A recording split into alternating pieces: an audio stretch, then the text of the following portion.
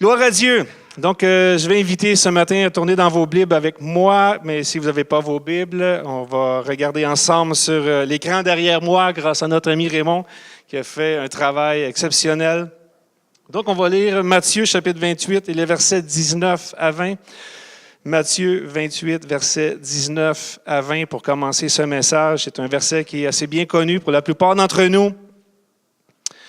Et c'est Jésus qui dit, alors qu'il se prépare à quitter ses disciples, il dit, « Allez, faites de toutes les nations des disciples et baptisant au nom du Père, du Fils et du Saint-Esprit, et enseignez-leur à observer tout ce que je vous ai prescrit, et voici, je suis avec vous tous les jours jusqu'à la fin du monde. » Et on va lire également un autre verset qui se situe dans les Actes des Apôtres, chapitre 2, versets 38 à 42.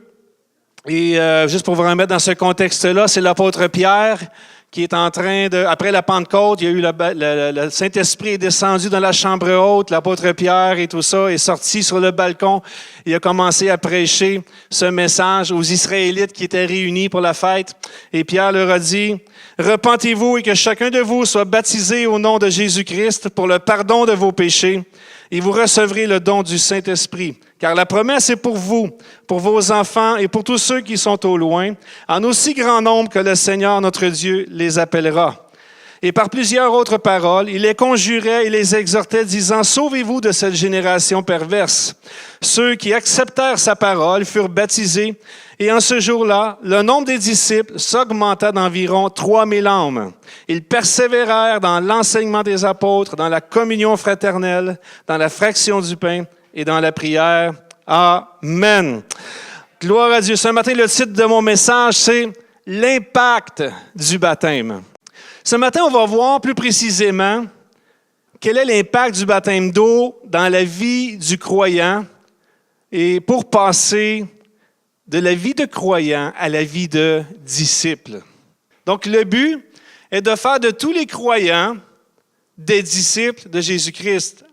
Alors, comment passer de croyant à disciple? Mais la réponse est quand même assez simple ce matin. Je pense que ce n'est pas un secret. Si on regarde le sujet du message, c'est par le baptême. C'est par le baptême d'eau que nous passons de la vie de croyant à la vie de disciple. Mais c'est important, premièrement, de regarder que le baptême d'eau ne sauve pas. Le baptême d'eau ne sauve pas. C'est par la foi que nous sommes sauvés. C'est parce que nous croyons en Jésus-Christ, qu'il est mort et ressuscité. C'est parce que nous nous sommes repentis de nos péchés et que nous avons accès au ciel ce matin. C'est pas parce que vous passez par les eaux du baptême que vous êtes sauvés. D'ailleurs, ça c'est une chose. Si vous vous faites baptiser dans l'eau, que vous ne croyez pas en Jésus-Christ, ça ne change rien. Là. L'eau du baptême ne change absolument rien. Il n'y a rien de magique dans l'eau qu'on utilise ici même pour baptiser les gens. C'est de l'eau, c'est de la Yamaska. C'est la même eau qui coule dans votre robinet chez vous. Et il n'y a rien, on n'ajoute rien. On ne fait aucune prière sur cette eau-là pour qu'elle soit bénite. On ne fait absolument rien, c'est juste de l'eau. Et si vous descendez dans l'eau sans avoir la foi en Jésus-Christ, c'est juste une baignade. C'est juste une baignade, ça ne va rien changer dans votre vie. Donc, c'est le baptême. C'est quand même quelque chose d'important dans la vie du croyant. Donc, la parole de Dieu mentionne cela à plusieurs reprises. Et je vais vous donner quelques exemples. Et le premier exemple que j'aimerais vous donner, c'est l'exemple de Paul et Silas. Un jour, Paul et Silas étaient en prison et à cause de leur foi. Et pendant qu'ils louaient, qu'ils adoraient le Seigneur, la Bible nous dit qu'un ange est venu et les portes se sont ouvertes. Il y a eu quelque chose qui s'est passé. Les portes de la prison se sont ouvertes et le geôlier, le gardien de la prison, croyant que les prisonniers s'évadaient, voulait s'enlever la vie parce que c'était de la responsabilité du gardien de prison de surveiller les prisonniers. Et s'il y avait des prisonniers qui s'échappaient, ce gardien-là aurait été probablement exécuté parce qu'il n'avait pas accompli son mandat et sa mission. Donc, voyant que les prisonniers s'en allaient, il voulait s'enlever la vie.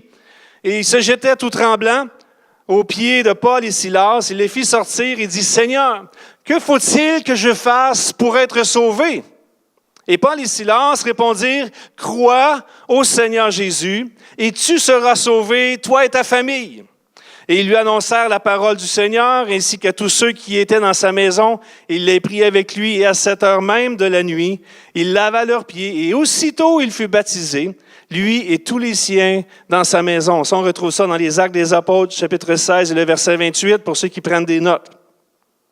Donc ici, on voit que c'est parce que tu crois au Seigneur Jésus que tu seras sauvé.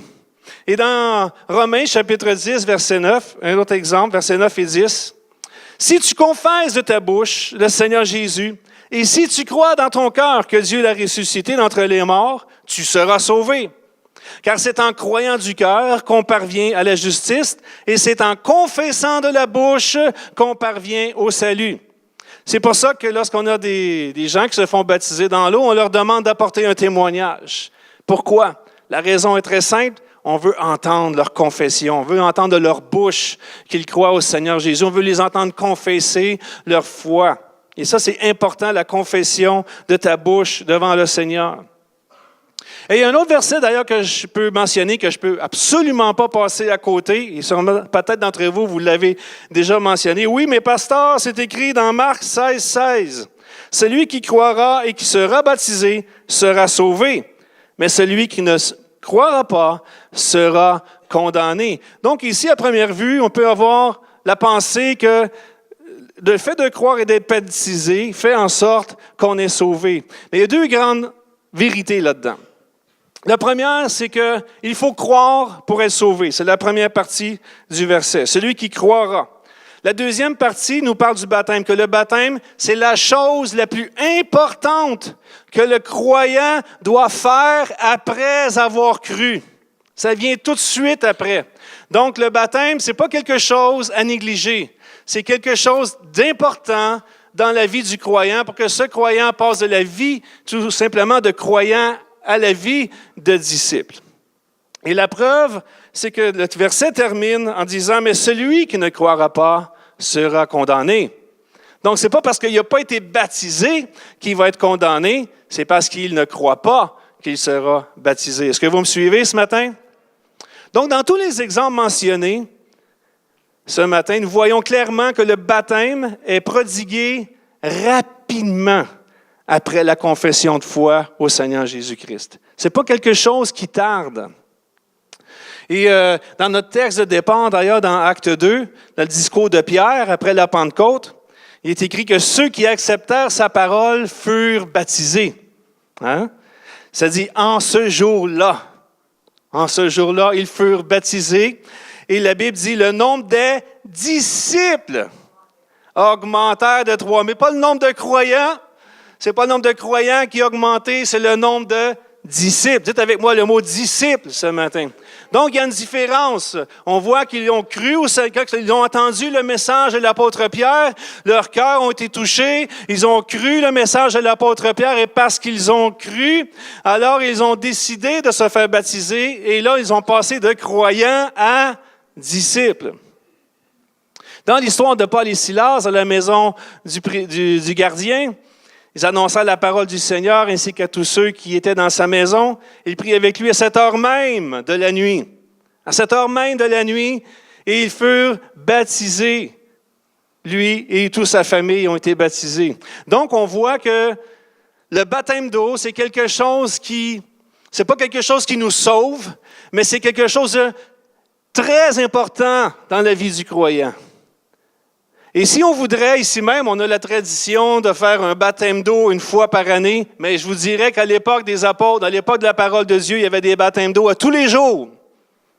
À tous les jours, il y avait des baptêmes d'eau. À tous les jours, il y a des gens qui s'ajoutaient. Quand on lit les Écritures, on voit qu'il y a des gens qui s'ajoutaient à l'Église. Ils étaient baptisés à coups de centaines, à coups de milliers. Les gens confessaient leur foi au Seigneur Jésus, demandaient pardon pour leurs péchés, étaient baptisés dans l'eau et commençaient à marcher dans l'Église pour recevoir l'enseignement de la parole de Dieu et devenir des disciples. Donc, c'est quelque chose qui est important. Dans Marc 16, on le voit. On le voit très bien qu'il y a simplement le « et » qui sépare celui qui croira et qui sera baptisé. Donc, ça veut dire que ce n'est pas quelque chose qui tarde, c'est quelque chose qui est présent. Et si le temps me permettrait, ce matin, je pourrais même vous parler de l'eunuque éthiopien. Lorsque l'eunuque éthiopien était dans son char, il lisait les Écritures du prophète Ésaïe, si ma mémoire est bonne. Il ne comprenait pas trop ce qu'il lisait. Philippe est arrivé aux côtés du char. Il disait, est-ce que tu comprends ce que tu lis? Et là, l'eunuque a répondu, non, je ne comprends pas trop ce que je lis. C'est un peu flou pour moi. Et l'eunuque, Philippe a commencé à enseigner la parole de Dieu à l'eunuque éthiopien. Et là, il a commencé à croire. Et là, il a dit, qu'est-ce qui m'empêche d'être baptisé? Hein? Ça n'a pas été long. Il était en char, puis là, le premier courant d'eau qu'ils ont rencontré, je ne sais pas si c'était un trou d'eau, un lac, une rivière, un océan, je ne sais pas c'était quoi, dans quoi qu'ils étaient baptisés, mais ça nous dit qu'aussitôt qu'ils ont trouvé de l'eau, ils ont arrêté le char et puis il a baptisé. L'eunuque éthiopien a été baptisé au nom de Jésus-Christ. Et je pourrais même vous parler du brigand qui était à côté de Jésus. Le brigand, il était deux brigands, un chacun de leur côté, naturellement, et un se moquait de Jésus. Et l'autre se disait, pourquoi tu te moques de lui? Parce que tu vois-tu pas que nous, on mérite d'être ici? Nous, au moins, on mérite d'être là, mais lui, il n'a rien fait pour mériter cette mort-là, pour mériter la crucifixion, pour mériter cette souffrance-là. Lui, il n'a rien fait. Lui, il n'est pas coupable, mais nous autres, au moins, on est coupables.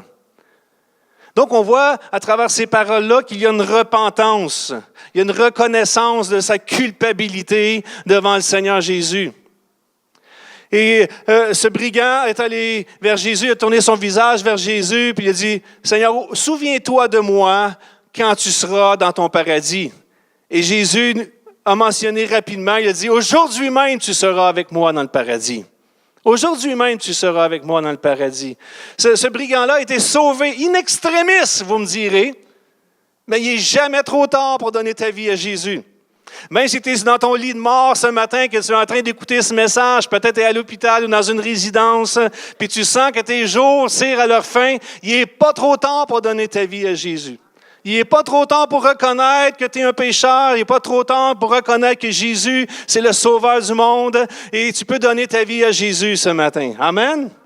Gloire à Dieu. Le baptême vient après le salut. Il vient après le salut. Donc, le baptême, c'est comme si c'était une manifestation extérieure de quelque chose qui s'était déjà produit à l'intérieur. Le salut est entré, et parce que le salut est entré dans ta vie, dans ton cœur, alors tu l'as manifesté. Ce salut-là a été manifesté par le baptême d'eau. C'est pourquoi, lorsque nous baptisons dans l'eau, un croyant, nous disons que c'est sur sa confession de foi que nous le baptisons, sur son témoignage de foi. Et donc, ça veut dire que c'est quelque chose qui a déjà eu lieu dans sa vie, qui vient se confirmer par le baptême d'eau. C'est comme, il y a des exemples comme ça dans la parole de Dieu, c'est comme un peu le parler en d'autres langues. On dit que le parler en d'autres langues, c'est le signe extérieur qu'il y a eu baptême dans le Saint-Esprit, baptême de puissance dans le Saint-Esprit. Donc, tu l'as reçu, le baptême dans le Saint-Esprit, tu l'as reçu, cette puissance, et lorsque tu l'as reçu à l'intérieur, ça s'est manifesté à l'extérieur. Ça a déjà eu lieu. C'est comme le fruit de l'Esprit. Le fruit de l'Esprit, c'est la même chose. Le fruit de l'Esprit, on en a parlé un peu cette semaine pour ceux qui étaient dans les GPS. On a parlé de la fidélité de Dieu. Mais la fidélité de Dieu, ça, c'est un des fruits de l'Esprit. Une partie du fruit de l'Esprit. D'abord, son amour, sa joie, sa paix, sa patience, sa bonté, sa bénignité, la maîtrise de soi, la douceur, et vous savez, les 9 fruits de l'Esprit. Et les fruits de l'Esprit, c'est qui Dieu est. Dieu est amour, Dieu est joie, Dieu est paix, Dieu est fidèle, Dieu est douceur, Dieu est miséricordieux, Dieu est la maîtrise de soi. Donc, tout ce que Dieu est, il veut que nous le soyons nous aussi. Mais sans ces choses-là, le fruit de l'Esprit, c'est pas des choses qui sont naturelles dans nos vies. Hein? Dites à ton voisin, je le savais, ça, que c'était pas naturel. Je le savais. Mais plus que tu es en communion avec le Seigneur Jésus, plus que tu marches avec le Seigneur Jésus, plus que tu passes du temps dans la prière, dans la lecture de la parole, qu'est-ce qui se passe? Tranquillement, l'Esprit de Dieu qui est en toi commence à apparaître. Hein? Donc, on voit l'amour de Dieu qui commence à apparaître dans nos vies. On voit la paix de Dieu qui commence à apparaître dans nos vies. On voit la joie de Dieu qui commence à apparaître, la maîtrise de soi, la douceur qui commence, et toutes ces choses, la bonté de Dieu. C'est pas nous, c'est Dieu en nous. Donc, le fruit de l'Esprit, c'est comme le baptême d'eau et le baptême du Saint-Esprit. C'est une manifestation extérieure que les gens peuvent voir, mais qui s'est produit à l'intérieur. C'est le fait que ces choses-là sont été déposées dans vos vies, qu'on peut commencer à les voir se manifester. Vous me suivez? Amen. Donc, j'espère ce matin que ce point-là est clair. Parce que même si le baptême ne sauve pas, sachez que pour Dieu, c'est la chose la plus importante qui soit. D'ailleurs, la Bible dit que c'est un commandement. C'est un commandement de Dieu. Il a dit, allez, faites de toutes les nations des disciples, les baptisant au nom du Père, du Fils et du Saint-Esprit. Donc, et comment on fait un disciple? C'est en enseignant et en conduisant les croyants vers les eaux du baptême. Et je compare ça un peu, le baptême d'eau, je compare ça un peu à un mariage aussi. Parce que c'est une alliance. Le mariage et le baptême d'eau, on pourrait même les considérer comme étant des sacrements. Des sacrements, c'est-à-dire un rituel, un rituel sacré, qui démontre une alliance. Okay? Un sacrement, c'est un rituel sacré qui démontre une alliance. Le mariage, c'est un sacrement, c'est un rituel sacré où on démontre qu'il y a une alliance qui est faite entre deux personnes. D'accord? Et c'est la même chose pour le baptême d'eau. C'est la même chose. Quand tu tombes en amour avec quelqu'un, puis moi je bénis le Seigneur, ça fait plus de 25 ans que je suis tombé en amour avec ma femme. Mais quand tu tombes en amour avec quelqu'un, tu désires passer ta vie avec. Hein? C'est vrai. Hein? On veut passer notre vie avec cette personne-là. Quand on tombe en amour, c'est comme le temps s'arrête. Et puis là, c'est le seul désir qu'on a dans notre cœur, c'est de poursuivre notre vie ensemble. Et là, il y a un temps de fréquentation et tout ça, et le temps passe. Et là vient le jour du mariage. Mais le jour du mariage, c'est pas le jour où tu commences à aimer.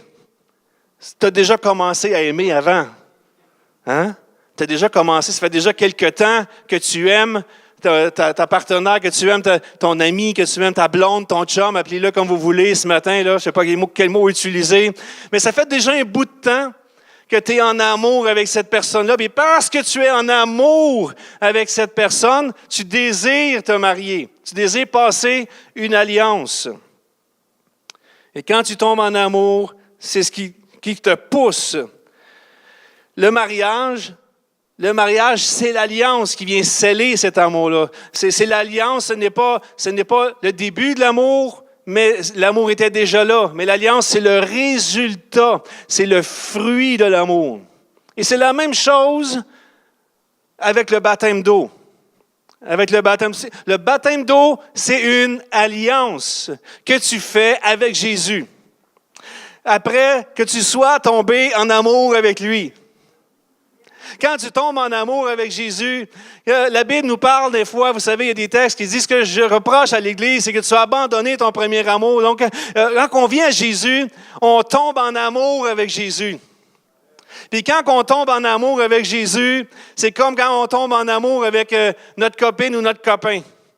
On veut passer le plus de temps possible avec, on veut passer notre vie avec, on est prêt à faire tous les sacrifices du monde pour lui faire plaisir, on est prêt à n'importe quoi et à faire tous les sacrifices qu'il faut parce qu'on aime. Et c'est la même chose quand tu tombes en amour avec Jésus. La première chose qui devrait venir dans ton cœur, c'est « Pasteur, je veux me faire baptiser. » Je veux passer une alliance avec Jésus. Je suis en amour avec Jésus. Je veux vivre avec Jésus le restant de mes jours. Et je veux faire sa volonté. Je veux faire ce qui lui plaît. Et je veux le démontrer en passant une alliance avec lui. Et cette alliance-là, c'est le baptême d'eau. C'est le baptême d'eau. Comme le mariage te fait passer de blonde à épouse ou de chum à époux, le baptême d'eau te fait passer de croyant à disciple. C'est une alliance que tu viens de faire avec le Seigneur. C'est une alliance. Maintenant, qu'est-ce que le baptême d'eau a comme impact dans ta vie? On va regarder deux choses rapidement ce matin. Quels sont les impacts du baptême d'eau dans la vie du croyant? Premièrement, un impact sur ta destinée. Un impact sur ta destinée. Ça, c'est quelque chose que j'ai déjà partagé dans le passé ici. Ça fait quelques années de cela. Peut-être vous allez vous en rappeler, mais le Seigneur me mettait vraiment à cœur de faire un rafraîchissement ce matin. Et dans Luc chapitre 7, des versets 28 à 30, nous dit tout simplement ceci. Je vous le dis, parmi ceux qui sont nés de femmes, il n'y en a point de plus grand que Jean-Baptiste. Cependant, le plus petit dans le royaume de Dieu est plus grand que lui. Et tout le peuple qui l'a entendu, et même les publicains, ont justifié Dieu en se faisant baptiser du baptême de Jean. Mais les pharisiens et les docteurs de la loi, en ne se faisant pas baptiser par lui, ont rendu nul à leur égard le dessein de Dieu. Ici, Jean-Baptiste est emprisonné. On sait que sa vie tire à sa fin. Il va être bientôt exécuté. Et pendant qu'il est emprisonné, Jean-Baptiste envoie quelqu'un vers Jésus pour dire, est-ce que je dois en attendre un autre là, ou bien c'est bien toi le Messie? Là? Parce que si c'est vraiment le Messie, il faudra peut-être que tu trouves un moyen de me faire sortir de là. Mais l'histoire ne se passe pas exactement comme Jean-Baptiste l'aurait voulu.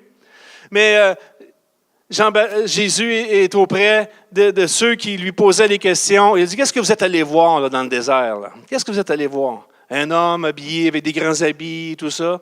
Mais Jésus dit, non, c'est pas ça que vous êtes allé voir. Mais je vous dis, parmi tous les hommes, là, Jean-Baptiste et tout ça, là, tous ces grands, il y en a plus grand encore que lui. Il y a plus grand que lui encore. Et lorsque Jésus rendait hommage à Jean-Baptiste, les gens ont été tellement touchés par son hommage qu'ils ont été touchés dans leur cœur et ils ont décidé de se faire baptiser dans l'eau. Et tout le peuple qui l'a entendu, et même les publicains ont justifié Dieu en se faisant baptiser du baptême de Jean. Mais les pharisiens et les docteurs de la loi, en ne faisant pas baptiser par lui, ont rendu nul à leur égard le dessein de Dieu, la destinée de Dieu, le plan de Dieu pour leur vie. On sait très bien que Jésus était venu pour sauver l'humanité, mais aussi sauver son propre peuple, les Juifs. Et les Juifs qui étaient là, ça c'est tous des Juifs, là, les publicains et tout ça, les pharisiens, les docteurs de la loi, ce sont tous des gens de confession juive. Et il y en avait parmi eux qui ont accepté Jésus, qui se sont fait baptiser, et il y en a d'autres qui ont refusé. Donc les pharisiens, les docteurs de la loi, eux ont refusé et rendant nul à leur égard le dessein de Dieu. Parce que Dieu désirait les sauver. Dieu avait un plan pour les pharisiens et pour les docteurs de la loi. Dieu avait une destinée pour les pharisiens et les docteurs de la loi dans ce texte-là. Mais en refusant de se faire baptiser, ils ont rendu nul à leur égard la destinée de Dieu, ce que Dieu voulait faire dans leur vie. Donc, le premier impact que le baptême d'eau a dans ta vie, c'est que ça active le plan et la destinée de Dieu dans ta vie. Quand tu acceptes de te faire baptiser dans l'eau, c'est comme si tu viens d'appuyer sur le bouton « Start ». Puis quand tu pèses sur le bouton « Start », il y a des choses qui commencent à arriver. Et ces choses-là, c'est le plan et la destinée de Dieu pour ta vie. Donc, Jean-Baptiste est celui qui doit venir, mais il y en a un plus grand qui doit venir. Dieu a un plan. Dans Jérémie, chapitre 29, verset 11, il dit, « Je connais les projets que j'ai formés sur vous, dit l'Éternel, projets de paix et non de malheur, afin de vous donner un avenir et de l'espérance. » Ça, c'était la destinée C'était la destinée qui était pour les gens à l'époque de l'Ancien Testament. C'est pour nous encore aujourd'hui. C'était dans Jérémie, le prophète Jérémie, chapitre 29 et le verset 11. Mais Jésus même a dit dans Jean 10, « Le voleur ne vient que pour dérober, égorger et détruire. Mais moi, je suis venu afin que les brebis aient la vie et qu'elles soient dans l'abondance. » Dieu a un plan. Dieu a un plan de bénédiction, Dieu a un plan d'abondance, Dieu a un plan de faveur sur chacune de nos vies ce matin. Je veux juste que vous le sachiez, que Dieu a un plan pour chacune d'entre vous. Il est différent, on est tous des êtres humains, on n'est pas des photocopies. Et Dieu ne nous a pas créés comme ça, merci Seigneur. Je suis assez content qu'il y en ait juste un comme moi. Surtout ma femme. Mais on n'est pas des photocopies, on est unique. Et Dieu a un plan pour ma vie, et Dieu a un plan pour mon épouse, Dieu a un plan pour ma fille, Dieu a un plan pour mon garçon, Dieu a un plan pour chacun d'entre vous ce matin. Et ce plan-là, il est unique. Il n'y a pas de photocopie. On ne peut pas dire, moi, j'aimerais ça être comme un tel. Non, ce n'est pas le plan de Dieu que tu sois comme un tel ou comme une telle. Le plan de Dieu, c'est que tu sois comme Jésus. Et Jésus a un plan pour ta vie. Un plan avec des bénédictions, avec des faveurs et toutes sortes de belles choses qu'il a pour vos vies. Donc, ces plans et ces projets vont s'activer dans ta vie le jour où tu accepteras de t'engager en passant par les eaux du baptême.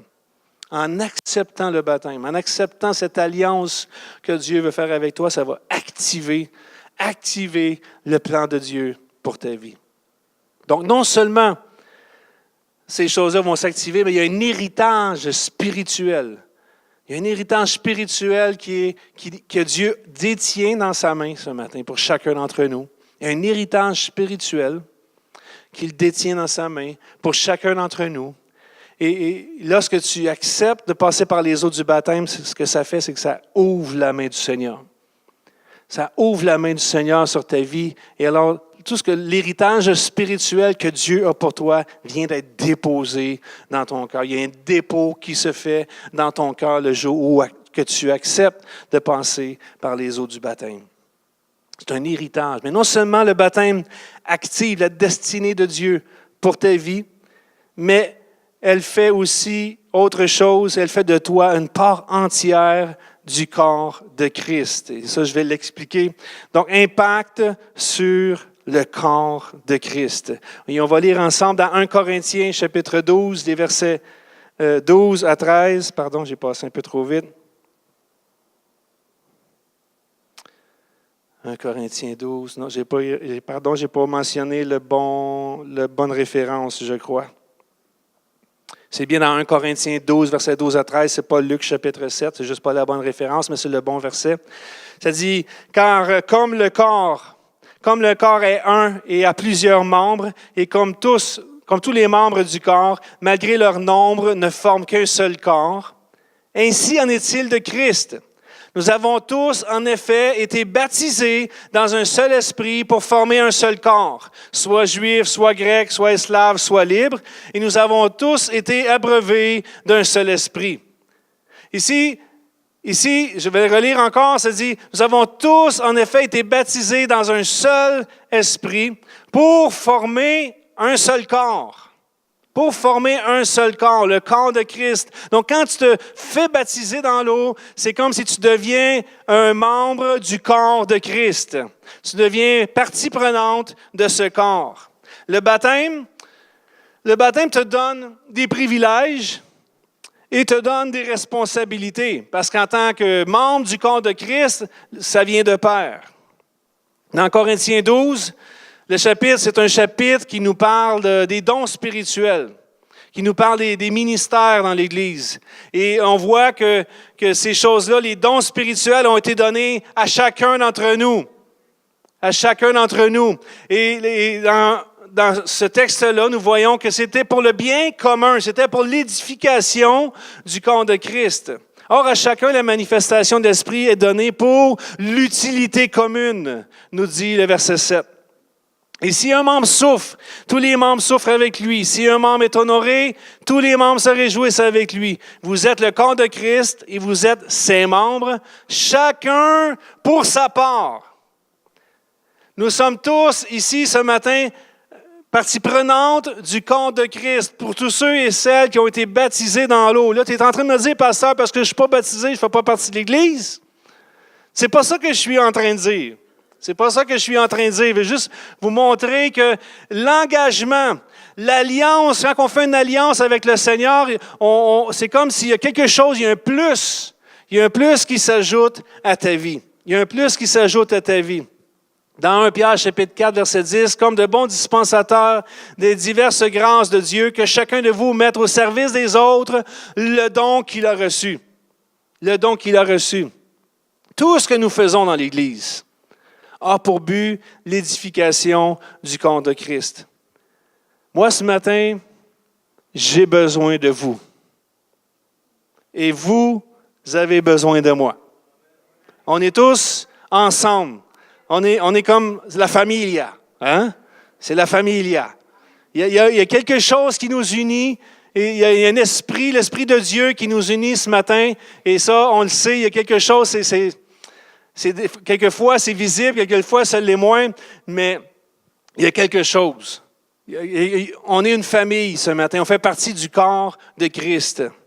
Je me rappelle quand mon garçon, il y a à peu près 1 an et demi, est revenu à la maison. Il avait été habité avec un de ses amis pour une période de temps. Et là, il voulait faire un retour aux études.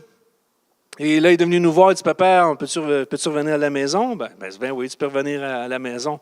Donc, et là, je me rappelle, c'était ses commentaires. C'était drôle. Ah, il dit, « Ça fait du bien. Ça fait du bien de rentrer à la maison. » Ah, ça fait du bien. Il dit, « Je me sens chez nous. » Hein? Pas qu'il n'était pas bien à l'autre endroit, il était bien, il avait un bon ami avec qui il s'entendait bien, puis il s'entend encore bien avec, c'est un bon ami pour lui encore toujours.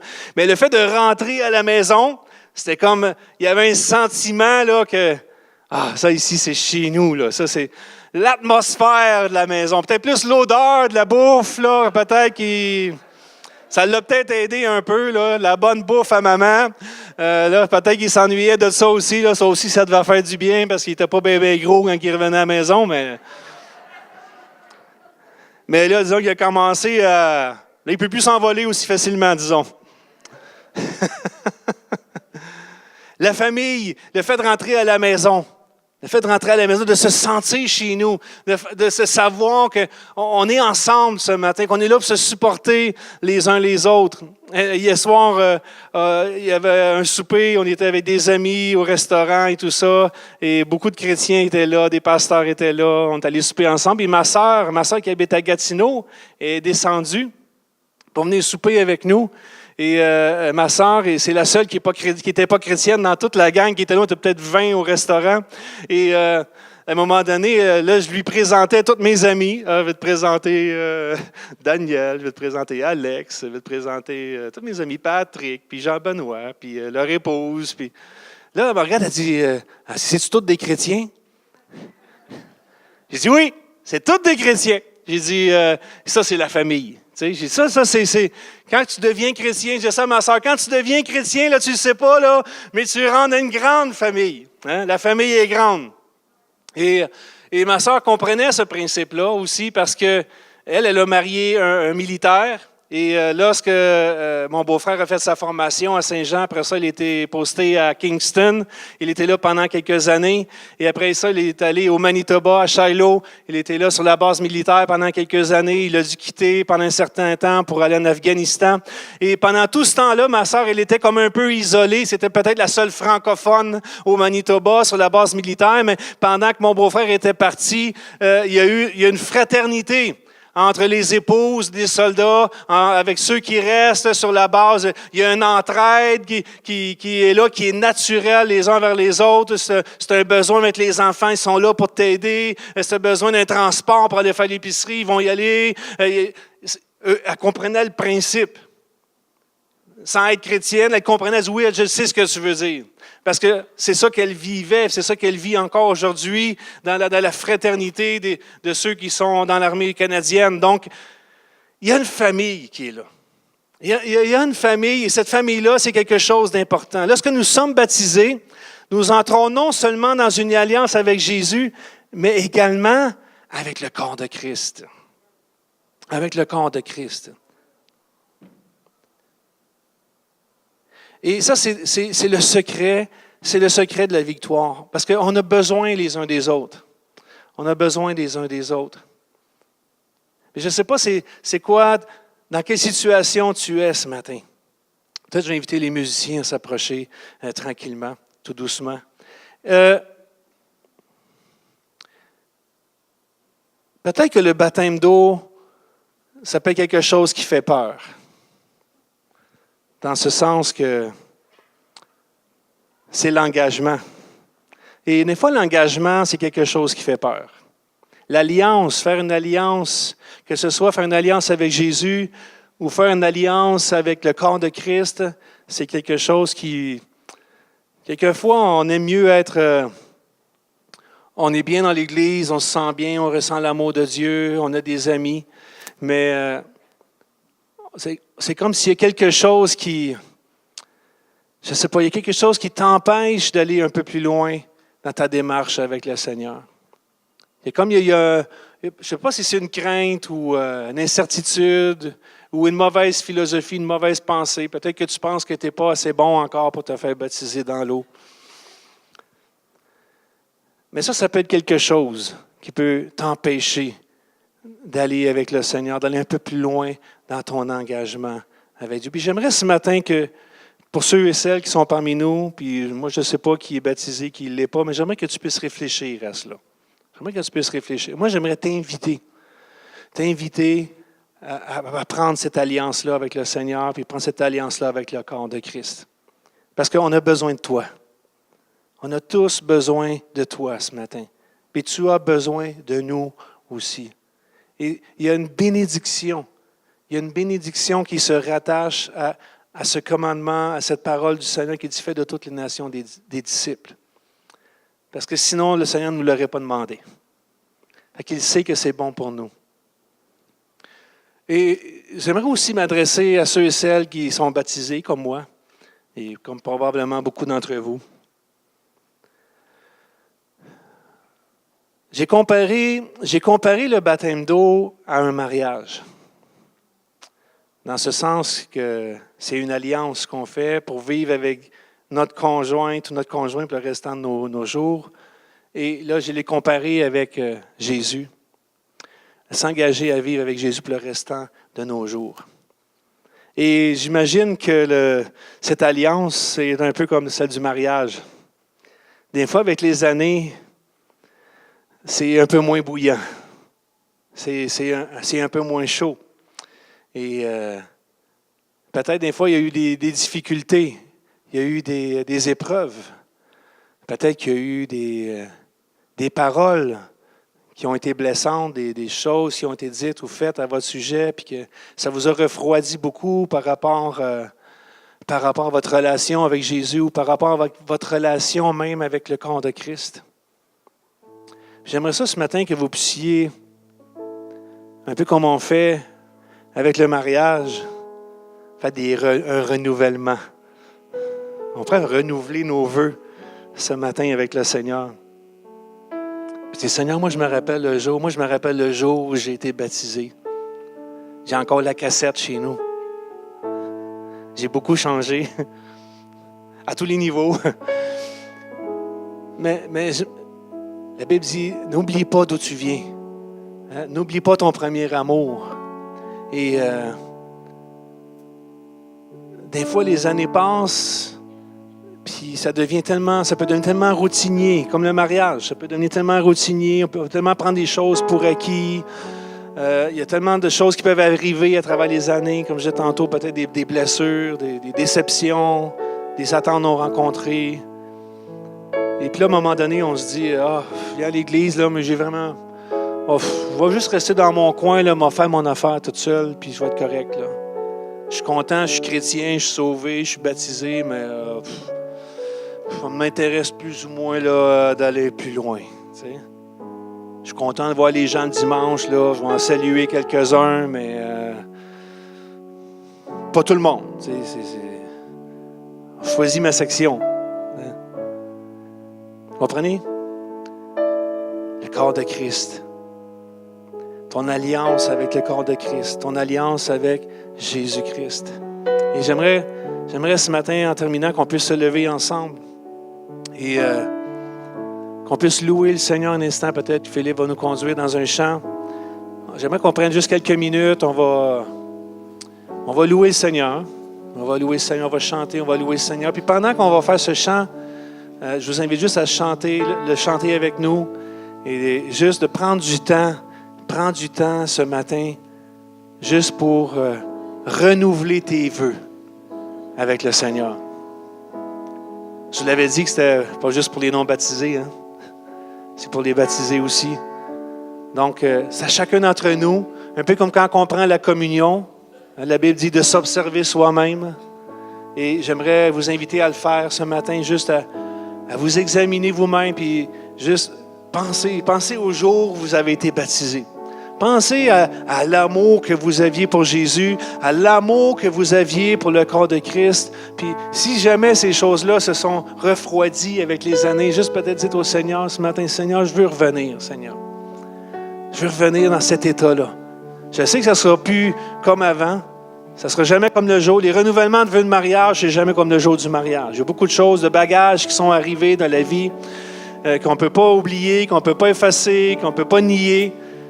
Mais quand même, Seigneur, on peut décider encore aujourd'hui.